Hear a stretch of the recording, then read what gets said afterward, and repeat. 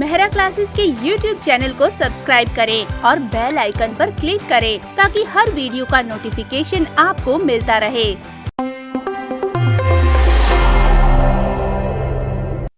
जय हिंद दोस्तों, नमस्कार। उम्मीद करता हूँ आप बहुत अच्छे होंगे और आपकी पढ़ाई अच्छी चल रही होगी। आज का ये तीसरा वीडियो है क्रैश कोर्स का और क्रैश कोर्स स्टार्ट हो चुका है। तो पहले मैं बता दूं कि आज हम क्या क्या पढ़ने वाले हैं और उससे पहले हमने अभी तक क्या पढ़ा।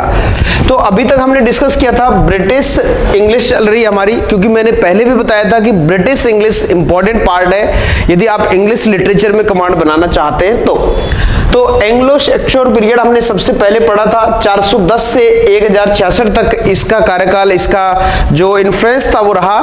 और यदि आप आगे बात करें तो एंग्लो नॉर्मन्स पीरियड देखने को मिलता हमें 1066 से 1350 तक। और एज ऑफ चौसर हमें 1340 मतलब 50 तक माना जाता है, लेकिन 1340 में, क्योंकि 43 में 43 में चौसर का जन्म हो जाता है, तो 1340 से 1400 तक ये एज ऑफ चौसर माना जाता है। ठीक है, तो आज हम इसी को ही बात करने वाले, इसी के ऊपर। आप सभी एजेस को याद कर लेना, कब कौन सी स्टार्ट हुई थी और उसके राइटर कौन कौन से थे, मैं तो डिटेल में बताऊंगा ही।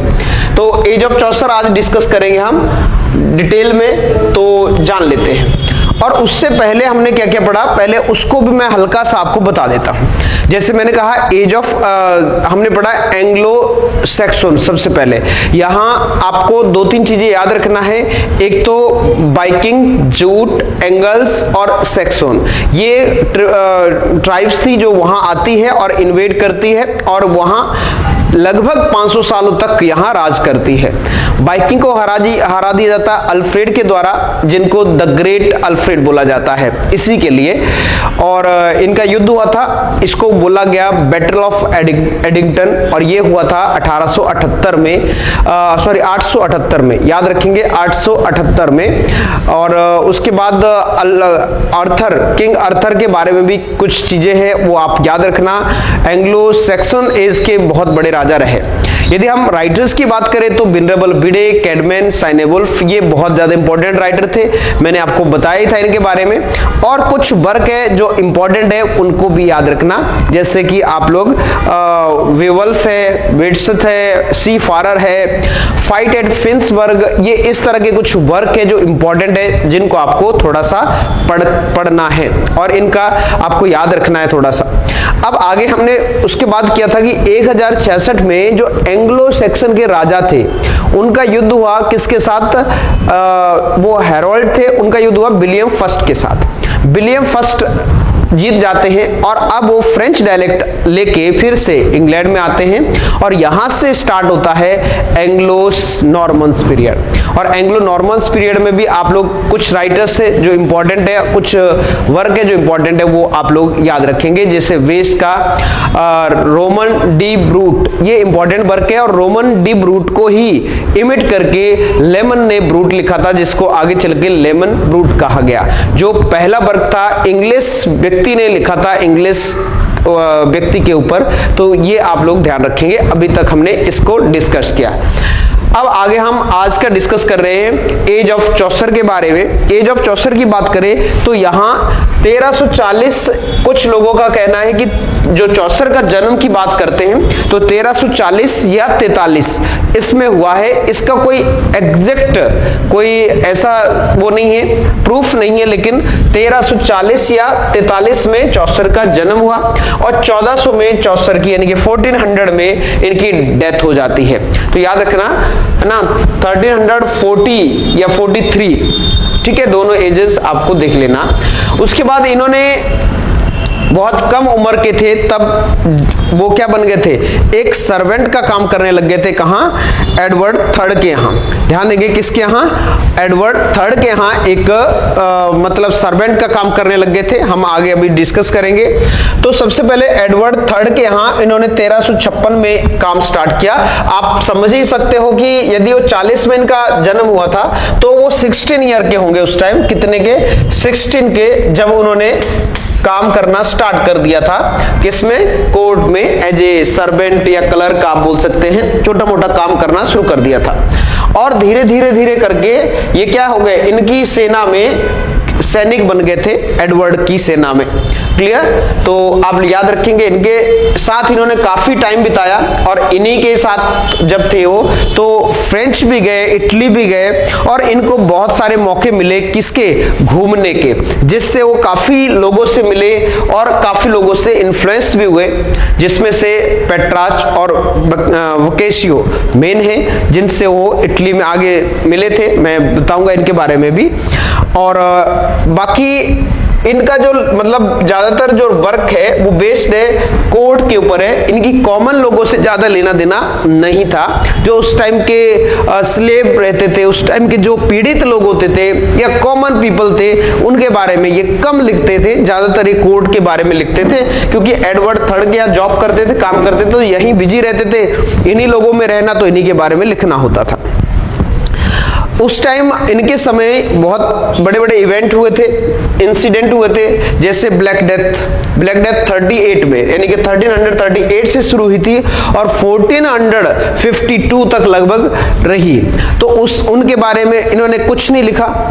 अब उसके बाद ब्लैक डेथ हुई थी 1348 से 1349 तक ब्लैक डेथ चली, और उसमें उस टाइम यूरोप की जो पॉपुलेशन थी 1/3 वो मारे गए थे, इतने लोग मारे गए थे।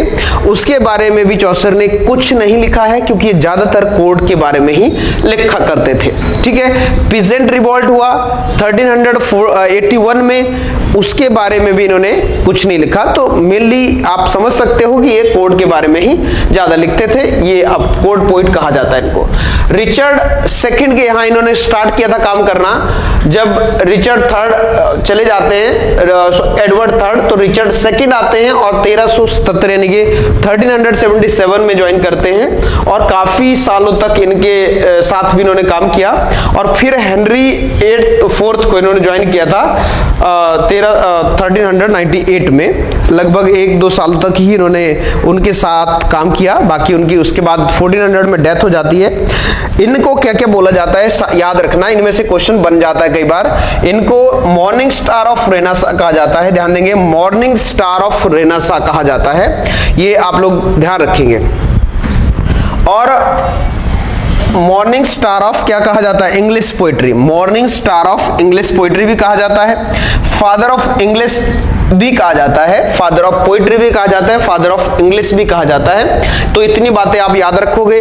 3 राजाओं के साथ काम किया, एडवर्ड थर्ड, फिर सेकंड रिचर्ड, फिर हेनरी 4th, है ना। तो आप लोग याद रखेंगे इस तरह से 324, यानी कि ये हो गया हमारे एडवर्ड, ये रिचर्ड और ये Henry. Edward third, Richard second, Henry 4th। तो यहाँ एज भी आप रख सकते हैं याद कि 1356 में, या 1377 और यहाँ 1398, और इस तरह से आप ध्यान रखेंगे। क्लियर हुआ? ये पूरी स्लाइड आपको अच्छे समझ में आ गई। आगे बढ़ते हैं और समझते हैं आगे। और मैं आपको बता दूं कि आप यदि जैसे नेट या सेट की तैयारी कर रहे हैं, और नेट आप ये 2025 जून का देने जा रहे हैं, तो आप लोगों के लिए क्रैश कोर्स स्टार्ट किया है। ये क्रैश कोर्स ही चल रहा है, जैसे मैंने लिख रखा है, टारगेट यूजीसी नेट जून 2025। तो ये यदि आप ज्वाइन करना चाहते हैं तो हमारे साथ जुड़ सकते हैं आप। ये आपको नंबर दिख रहा होगा, मैं एक बार वो कर देता हूं, ये नंबर दिख रहा होगा आपको 9200925830। इस पे आप कॉल कर ले मेहरा सर को, और आप अपने सीट बुक कर सकते हैं, जिसमें आप ऐप मेहरा क्लासेस का ऐप आप डाउनलोड कर सकते हैं। और YouTube चैनल पे भी आप वीडियो देख ही रहे होंगे। यदि आप YouTube चैनल पे देख रहे हो तो ऐप में आपको सारी चीजें, जैसे लाइव सेशन भी रहते हैं, डाउट सेशन भी रहते हैं, और 5000 MCQs है, जिनकी मदद से आप लोग थोड़ा प्रैक्टिस को और बढ़ा सकते हैं। PYQ भी लेके आते हैं हम एग्जाम के टाइम, ये भी इंपॉर्टेंट है। तो और स्टडी मटेरियल भी आपको, नोट्स वगैरह काफी हद तक PDF मिल जाती है, ये भी आपको हेल्प मिल जाती है। और बाकी हमारे वीडियोस तो आपको मिलते ही रहते हैं, रिकॉर्डेड वीडियो भी है और लाइव सेशन भी है। तो ये आप ज्वाइन कर सकते हो। और अभी वैसे ये आपको 2000 का है, लेकिन अभी ऑफ चल रहा है, तो इसमें आपको मिल जाएगा 1500 का, यानी कि 1499 का, 1499 का। तो आप जल्दी से मेहरा सर को कॉल करके अपने आप को एनरोल कर लीजिए और मिलते हैं क्लास में, लाइव क्लासेस में, और आप बढ़िया रिकॉर्डेड वीडियो भी देख सकते हैं और सारी चीजें स्ट्रक्चर रहेगी। YouTube पे हम सारे वीडियो तो नहीं डाउनलोड कर मतलब अपलोड कर पाते हैं, लेकिन ऐप पे आपको सारी चीजें मिल जाती है और साथ में लाइव सेशन जो कि बहुत जरूरी है। हम जैसे कि आपका पेपर का टाइम नजदीक आता है तो लाइव सेशन हम 2-2 घंटे के, 3-3 घंटे के लाइव सेशन लेंगे, जिसमें आपको रिवीजन, बार बार रिवीजन और एमसीक्यूज डिस्कस करेंगे, जिससे क्लैरिटी आ जाएगी आपकी और तैयारी में आपके 4 चांद लग जाएंगे। आगे देखते हैं। फर्स्ट पीरियड देखिए, जब एडवर्ड थर्ड के यहाँ काम कर रहे थे ये, तो सैनिक के रूप में काम कर रहे थे, तो इनको कई जगह जाने का, यानी कि कई तरह की मीटिंग्स में जाने का, कई तरह के युद्ध में जाने का मौका मिला। तो फर्स्ट पीरियड इनका फ्रेंच पीरियड माना जाता है। कौन सा? फ्रेंच में घूमने का मौका मिला, घूमने का यानी कि वहां काम करने का। तो वहां उस टाइम क्योंकि इंग्लिश का बोलबाला नहीं था उस समय, तो इन्होंने जो वर्क लिखे हैं ये फ्रेंच में लिखे हैं, फ्रेंच, ठीक है। तो ये रोमांस ऑफ द रोज है, रोमाउंट बोला गया है यहाँ, तो मैंने लिख दिया है रोमांस ऑफ द रोज, याद रखेंगे। रोमाउंट लिखे बोले क्या या रोमांस बोले तो ये बात एक ही है। तो रोमांस ऑफ द रोज ये इनका वर्क है उस टाइम का।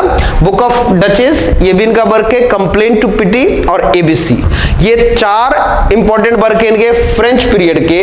तो आप लोग ध्यान रखेंगे, फिर बता रहा हूं। Romance of rose, book of Duchess, complaint to pity और एबीसी, ठीक है। अब आपको याद करने की कोई ट्रिक देख लेना, आप लोग अपने हिसाब से बना लेना कि देखिए डचेस को क्या कर रहे थे, वो एबीसी पढ़ा रहे थे। डचेस मतलब क्या होता है आपको पता ही है, रानी, क्वीन। तो डचेस को क्या कर रहे थे, वो एबीसीडी पढ़ा रहे थे। एबीसीडी पढ़ा रहे थे, तो वहां भाई साहब क्या हो गए, रोमांस करने लग गए और इन्होंने क्या कर दिया, कंप्लेन कर दी। तो आप याद रखेंगे, है ना। तो डचेस, एबीसीडी, रोमांस और कंप्लेंट टू पिटी, क्लियर। तो आप लोग अपने हिसाब से ट्रिक बना सकते हो जो आपको अच्छी लगती है, किसी भी तरह की trick.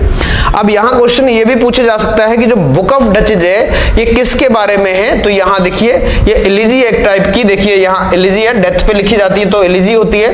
Death of Blanche, wife of John Gaunt. John Gaunt उनके साडू थे और जिन्होंने इनको फाइनेंशियली काफी सपोर्ट किया हर बार हर जगह। तो इन्होंने उनकी वाइफ की जो डेथ हुई थी उस पे एलिजी लिखी है, ये कौन सी, book of Duchess. Complaint to pity ये पोइम्स है, ठीक है। और एबीसीडी ये प्रेयर टू वर्जिल, इस तरह से आप देख लेना, ठीक है। ये चारों चीजें याद हो गई होगी। आगे बढ़ रहे हैं, ध्यान देंगे। Duchess, book of duchess, romance, ABCD, complaint to pity. Next second period चालू होता है हमारा इटली पीरियड। देखिए मैं पूरी कोशिश कर रहा हूं शॉर्ट एंड स्वीट पढ़ाने की, मेन चीजें आपको कोशिश की है कि जो इंपॉर्टेंट पॉइंट्स है वही ला जाए। वैसे तो चौसर को पढ़ाने के लिए बहुत क्लासेस लग जाएगी, बहुत सारे लेक्चर लग जाएंगे, लेकिन हमने सारी चीजों को एक समराइज करके, एक बहुत कम करके आपको देना चाह रहे हैं ताकि आपको मेन चीज याद रहे और वही उन्हीं में से एग्जाम में ज्यादातर देखने को मिलता है। बात कर रहे हैं इटली फेज की, इटली पीरियड की। तो इटली में इन्होंने इटली में मुलाकात हुई इनकी किससे, विशिष्य से और दांते पेट्रास से और किससे, वशिष्यों से। तो इनसे मुलाकात हुई कहाँ, इटली में। और इनसे इंस्पायर होके, वशिष्यों से इंस्पायर होके इन्होंने ट्रायलस एंड क्रिस्डा लिखा है, ये आप लोग ध्यान रखेंगे। हाउस ऑफ फेम इन्होंने दांते हुए राइटर उनकी डिवाइन कॉमेडी से इन्होंने इंस्पायर होके लिखा था, ठीक है। दांते की कौन सी, डिवाइन कॉमेडी, उससे इंस्पायर होके इन्होंने लिखा था। इनका दांते का मतलब कुछ वर्क है, जैसे वर्नाकुलर है, न्यूज साइंस है, इस तरह के कुछ वर्क है। लीजेंड ऑफ गुड वुमेन, इसमें इन्होंने सोचा था, ये मतलब क्या है, स्टोरीज है, टेल्स है, तो इन्होंने प्लान किया था कि क्या करूंगा, 10 स्टोरीज लिखूंगा। कितनी? 10। लेकिन अनफॉर्चुनेटली ये वर्क कंप्लीट नहीं हो पाया और ये 9 स्टोरी ही लिख पाए, जिसमें से थिस्बे जो है ये बहुत ज्यादा इंपॉर्टेंट है। ये क्या है, 9 स्टोरी क्या है, ऐसी महिलाओं के बारे में है जो उस समय की बहुत कद्दावर या पहले की बहुत अच्छी नेता रही है या फेमस राइटर रही है, कुछ भी ऐसे मतलब इन्होंने अच्छे काम किए हैं या फेमस रही है उनके बारे में। क्रिस्टा भी है, जैसे आप उन लियोपेट्रा भी है, क्लियोपेट्रा, तो थिस्बे है, ऐसे बहुत सारी 9 स्टोरीज है अलग अलग औरतों के बारे में। 10 लिखना चाह रहे थे, तो याद रखेंगे, ये पेज आपको याद हो गया होगा। पहले क्या है, Troilus and Crysta, Troilus and Crysta जो कि किससे लिया था, वशेष्यों की फाइल स्रोत से, ठीक है। और हाउस ऑफ फेम दांते की डिवाइन कॉमेडी से लिया गया है। और उसके बाद legend of the good women, इसमें 10 लिखने का मतलब प्लान था लेकिन 9 ही लिख पाए, जिसमें से थिस्बे बहुत ज्यादा इंपॉर्टेंट है। एक पूछा भी जाता है कई बार कि इनमें से सबसे इंपॉर्टेंट कौन सी है, तो थिस्बे आप याद रखना। यहां तक बढ़िया से आपको सारी चीजें क्लियर हो गई होगी। आगे बढ़ रहे हैं, थर्ड फेज पे जा रहे हैं हम लोग, इंग्लिश पीरियड। इंग्लिश पीरियड की बात करें तो कैंटरबरी टेल्स इनका सबसे इंपॉर्टेंट वर्क है इंग्लिश में। वैसे तो सारे इंपॉर्टेंट वर्क है, लेकिन जो कैंटरबरी टेल है वो इंग्लिश में है, इसलिए खास है ये, और बहुत लंबा वर्क है। और इसको लिखने में भी इनको काफी टाइम लगा था। ये इन्होंने स्टार्ट किया था लगभग 87 में, और ये 1400 तक लिखते गए, लेकिन 1400 में इनकी डेथ हो जाती है। उसके बाद वो लिखना बंद हो गया। इसमें मैं डिटेल में बता रहा हूं, आपको ध्यान देना। इसका प्रोलोग भी बात कर लेते हैं। इन्होंने प्लान किया था कि क्या करना है, सभी लोगों ने मिलकर प्लान किया। ये पिलग्रिम्स थे, पिलग्रिम्स का उस टाइम ज्यादा मतलब चलन था कि कहां जाना, कहीं ऐसी जगह जाना जैसे हमारे वैष्णो देवी है, या तीर्थ में जाते हैं लोग बाग, या ऐसे कुंभ नहाने जाते हैं, तो ऐसे ही उस टाइम भी जाया करते थे। और घर से निकल जाते थे महीनों के लिए, 2-3 महीने के लिए, और वो दूर दूर सराइन में जाते थे और वहां बहुत सारे लोगों से मिलना जुलना, बातें करना और टाइम स्पेंड करना, ऐसा इनका चलता था। तो ऐसा ही हमारे भी होता है, इनके भी होता है, ठीक है। अपने अपने धर्म में अलग अलग चीजें हैं। तो प्लान किया था कि क्या, कहां जाएंगे, थॉमस बेकेट की श्राइन में जाएंगे। थॉमस बेकेट की हत्या कर दी गई थी, उनकी एक श्राइन बनाई थी कैंट में ही लगभग, तो इनकी श्राइन बनाई थी, तो वहीं वो सब घूमने जा रहे थे, एक उनका तीर्थ स्थल था एक तरह से। तो इनमें एक होस्ट थे हैरी बैली। कौन थे? हैरी बैली, जो कहां मिले थे, तवाड़ इन में। जब वो सब लोग जा रहे थे तो उनकी एक मतलब विश्राम करने के लिए बैठक हुई, एक मतलब रुके हो, तो वहां उनकी मुलाकात हुई होस्ट यानी कि हैरी बैली से। तो हैरी बैली ने बोला कि देखो भैया, मैं भी चलूंगा तुम लोगों के साथ, तुम ही दर्शन कर आओगे, मैं भी करूंगा। ऐसा होता है जब 10-15 लोग जा रहे होते हैं कॉलोनी से, मोहल्ले से कहीं तीर्थ यात्रा पे, तो 2-4 और बोलते हैं कि चलो भैया हम भी चलते हैं यार, साथ साथ में हो जाएंगे हमारे दर्शन भी, तो हम भी दर्शन कर लेंगे। मतलब अब क्या किया कि 29 पिलग्रिम थे। कितने थे, ध्यान देंगे, 29 पिलग्रिम्स थे, जो कि समाज के अलग अलग तबके को डिनोट करते हैं। अलग अलग, कोई क्लर्क था, तो कोई फार्मर था, कोई को मतलब अलग अलग थे सारे, ठीक है, नाइट्स था, तो इनका अलग अलग काम थे। तो इसीलिए इन्होंने अलग अलग समाज के उसको लिया गया, वर्ग को लिया। तो 29 टोटल थे, और एक इनमें से हमारे भाई साहब मेन, कौन, चौसर भाई साहब। तो जॉफरी चौसर एक हो गए, इनको नरेटर भी बोल सकते हैं हम लोग, है ना। तो 29 तो पिलग्रिम थे, एक नरेटर कौन, चौसर खुद, तो हो गए 30, और एक हमारे हैरी बैली साहब, ये होस्ट बने। अब टेल सुनाने का काम केवल इतनों का था, यानी कि 29 जो पिलग्रिम थे वो सुनाएंगे, और एक नरेटर हमारे भाई साहब कौन, जॉफरी चौसर, ये सुनाएंगे। हैरी बैली इनको गाइड करेंगे, होस्ट करेंगे, मतलब अब भैया आप सुनाएंगे, अब आप चुप कीजिए, आप सुनाएंगे। यदि कोई झगड़ा या कुछ इस तरह का हो तो वो शांत करवाएंगे। जैसे आपको पता ही है, मान लो डिबेट वगैरह करवाया जाता है, तो उसमें एक होस्ट होता है जो कि मौका देता है सबको। तो इस तरह की स्थिति बनी, और एक आगे चलते चलते उनको एक और मिला था पिलग्रिमेज, तो टोटल 32 हो गए थे। लेकिन इनको काउंट नहीं किया था क्योंकि ये बाद में मिले थे। लेकिन टोटल पूछे जाए कि कितने थे तो 32 थे।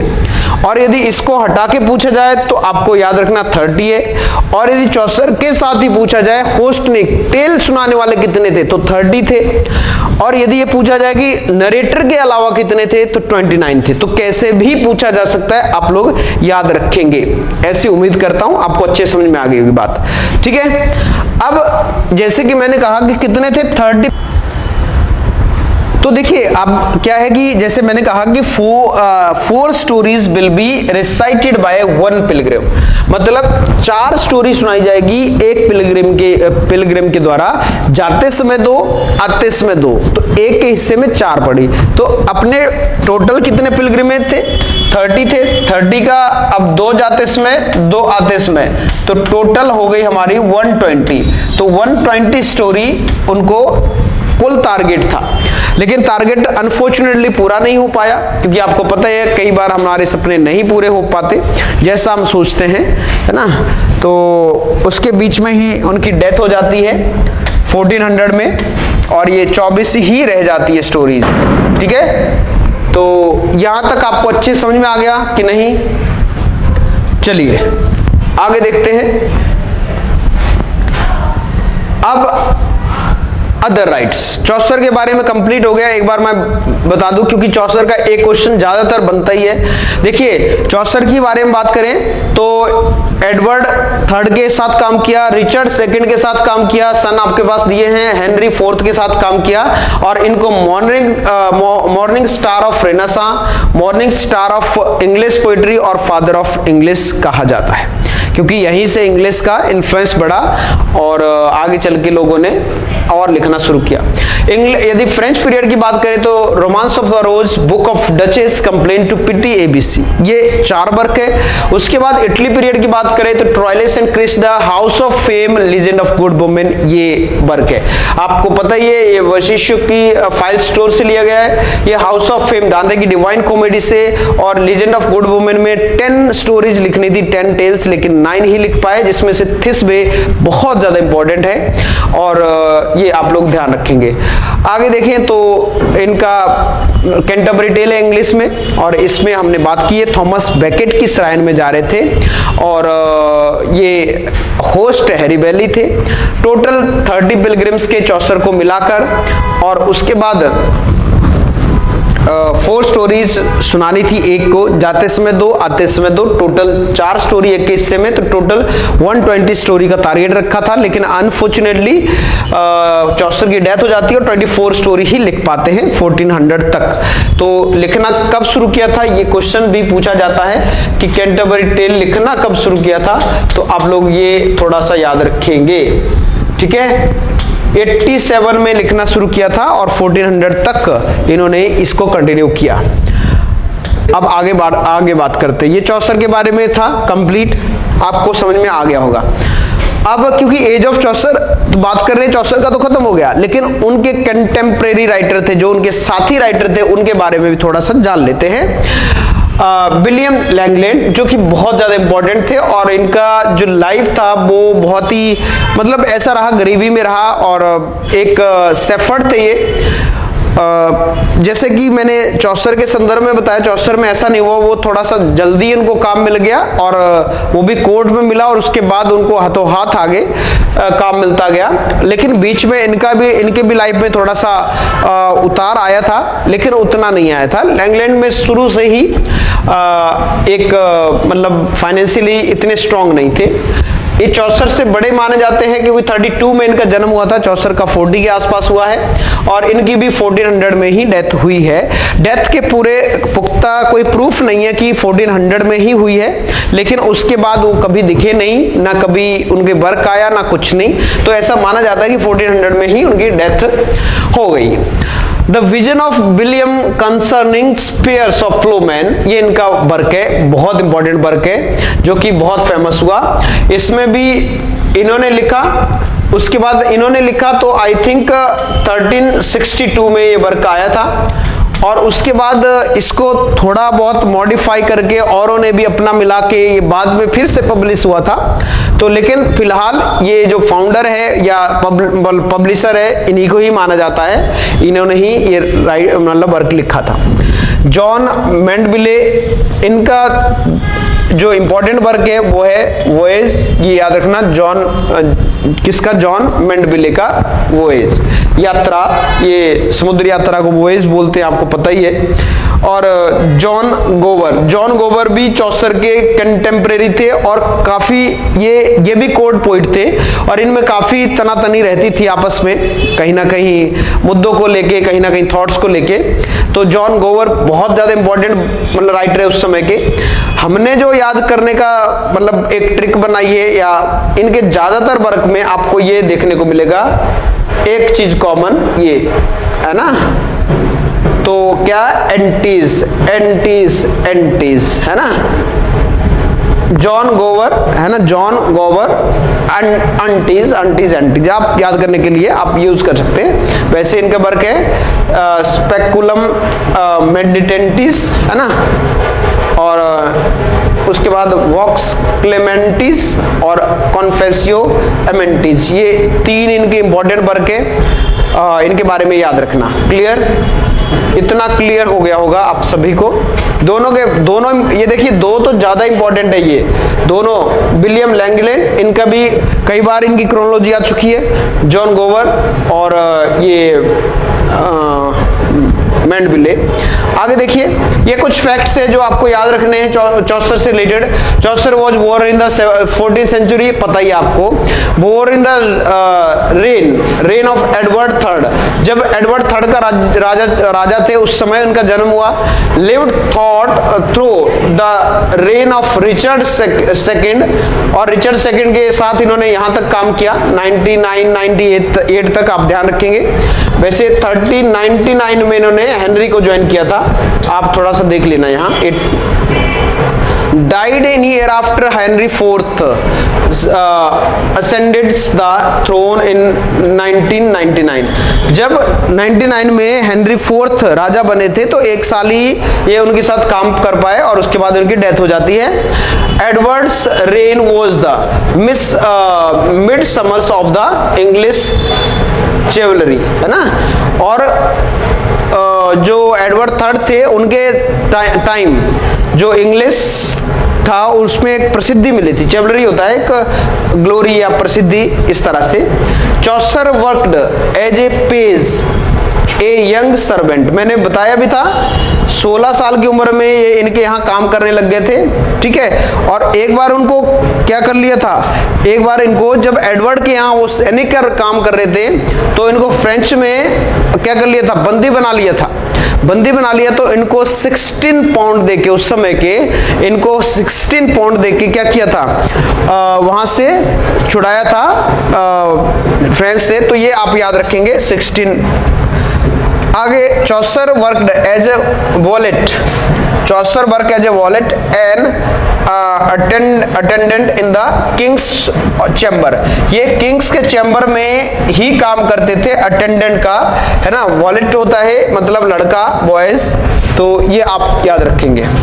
आगे देखिए नेक्स्ट, अब कुछ और है। Chaucer worked in the English army, भैया मैंने बताया ही था आपको एडवर्ड थर्ड के यहाँ। चौसर हैड मेट 2 इटालियन पोइट्स, पेट्राच, ध्यान देंगे, पेट्राच एंड वुशिशियो, पेट्राच वुशिशियो। आपको पता ही ना पेट्राच कौन था, जिन्होंने सोनेट लिखी थी। फिर उस सोनेट को आगे चल के किसने, थॉमस वॉट ने चेंज किया था, है ना, अपने इंग्लिश में मॉडिफाई किया था। तो ये पेट्राच वही है। और वोशिशियो, है ना, फाइल्स स्रोत लिखी है इन्होंने। चौसर डाइड इन 1400 इन वेस्टमिनिस्टर एबे, चौसर वॉज बरीड इन वेस्टमिनिस्टर एबे, ये आप लोगों को याद रखना। वेस्टमिनिस्टर एबे में इनको मतलब दफनाया गया था। वेस्टमिनिस्टर एबे is also the poets corner, ये भी पूछा जाता है कि वेस्टमिनिस्टर एबे को क्या कहा जाता है, दूसरा नाम क्या है, ठीक है। तो दूसरा नाम क्या है, Poets' Corner. The book of Duchess is written by Chaucer, ये तो आपको पता ही है। The book of Duchess is also called, हाँ ये थोड़ा ध्यान रखेंगे, ये पूछा जा सकता है, द ड्रीम ऑफ चौसर। ये जो बुक ऑफ डचेज थी ये ड्रीम था किसका? चौसर का लिखने का, ठीक है, बुक ऑफ डचेज, ये आपको पता ही है, एलिजी है। Chaucer is called morning star of Renaissance, ये तो आपको पता है, मैंने पहले भी बता चुका हूं। ये कुछ फैक्ट है, इनमें से क्वेश्चन पूछे जा सकते हैं घुमा फिरा के, आप ध्यान रखेंगे। और कुछ इंपॉर्टेंट इंसिडेंट हुए थे उस समय के, इनको भी आप देख लीजिए थोड़ा सा। ब्लैक डेथ मैंने बता ही दिया आपको। उसके बाद मैंने कहा था 1/3 आबादी उस टाइम, 1/3 आबादी उस टाइम कहाँ की? यूरोप की मारी गई थी। और 100 ईयर वॉर्स ये 37 से 1453 तक रहा। वॉर ऑफ रोजेस आपको ये आगे अभी मिलेगा देखने को, ये 1455 से 1487 तक रहा। ये रेड रोज और व्हाइट रोज में थोड़ा सा लड़ाई थी और ये हम डिटेल में जानेंगे। खैर, तो ये 3 चीजें आपको इवेंट याद रखना, इनमें से क्वेश्चन पूछा जा सकता है, ठीक है। तो ये सारी चीजें मैंने बता दी जहां से क्वेश्चन पूछे जा सकते हैं और आप लोग ये ध्यान रखेंगे, उम्मीद करता हूं, ठीक है। तो ये था हमारा एज ऑफ चौसर को लेके पूरा वीडियो, और अच्छे से समझ में आ गया होगा। वीडियो को 2 बार देखिए, यदि नहीं समझ में आया नोट्स बनाते चलिए, और मैं भी आपको नोट्स भेज दूंगा। आप ऐप में सारी चीजें देख सकते हो, वहां आपको हर चीज मिल जाएगी। 500 MCQs मिल जाएंगे, 5000 MCQs, और रोज का एक सेट लगाइए, रोज का टेस्ट सीरीज दीजिए, जिससे आपकी जो तैयारी है वो कैसी चल रही है वो पता चलेगा, ठीक है। और जो जो टॉपिक आप पढ़ रहे हो, जैसे आपने आज चौसर का पढ़ा, तो उस पे कम से कम 80 से 100 MCQs लगाइए, जिससे आपको एक थ्रोली आइडिया मिल जाएगा चौसर की लाइफ के बारे में और इससे क्या क्या क्वेश्चन आते हैं वो। तो आज के लिए इतना ही, मिलते हैं अगले वीडियो में। तब तक आप ऐसे ही पढ़ते रहिए और साथ में पढ़ाते रहिए। देखिए, किसी भी चीज को आप बहुत अच्छा करना चाहते हो ना, पहले पढ़िए, उसके बाद इसको पढ़ाइए दूसरों को, तो याद रहेगा आपको। बहुत बहुत धन्यवाद वीडियो देखने के लिए।